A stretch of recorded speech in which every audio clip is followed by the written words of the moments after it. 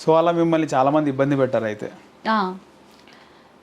అట్లా ఇంకా అప్పుడు వేరే ఫ్రెండ్ తెలిసిన ఫ్రెండ్కి కాల్ చేసి తను హోటల్కి తీసుకుని వెళ్ళాడు. నెక్స్ట్ డే మార్నింగ్ నువ్వు హాస్టల్ జాయిన్ అవుదులే అని చెప్పేసి అన్నాడు అనమాట.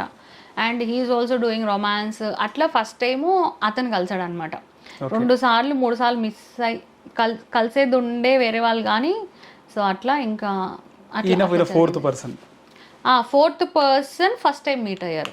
ఓకే, మీరు అదే కదా ఫస్ట్ మీటింగ్. అవును, అట్లా జరిగింది. సో లవ్ ప్రపోజల్ ఇలా ఏం లేదు? అట్లా ఏం లేదు, డైరెక్ట్. అట్లా ఏం లేదు. జస్ట్ ఫ్రెండ్ నాకేదో ఇబ్బంది అయిందని చెప్పేసి నేను ఇది చేశాను. దెన్ ఐ అండర్స్టాండ్, ఏ అబ్బాయి అయినా అదే ఫీల్ ఉంటుంది అనమాట. అంటే అక్కడ తప్పించుకుంటే ఇక్కడ తప్పించుకుంటే అక్కడ అనేది బైక్ మాత్రం ఫీలింగ్ ఉంటుంది అంటారు అనేసి అలా జరిగింది.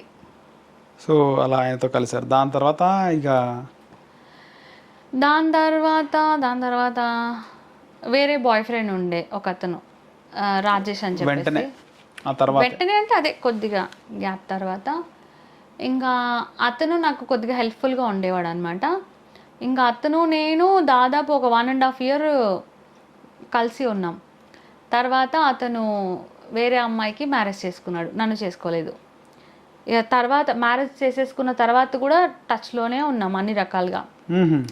తర్వాత వాళ్ళ వైఫ్ ప్రెగ్నెంట్ అయింది, నా దగ్గర దాసాడు. అప్పుడు మేము కలిసే ఉన్నాం. తర్వాత తెలిసింది కానీ ఇంకా లవ్ చేసేసినాక ఇంకెన్ని మిస్టేక్స్ అయినా ఇంకా మెల్లగా అన్నీ యాక్సెప్ట్ చేసుకుంటూ పోవడమే అవుతుంది.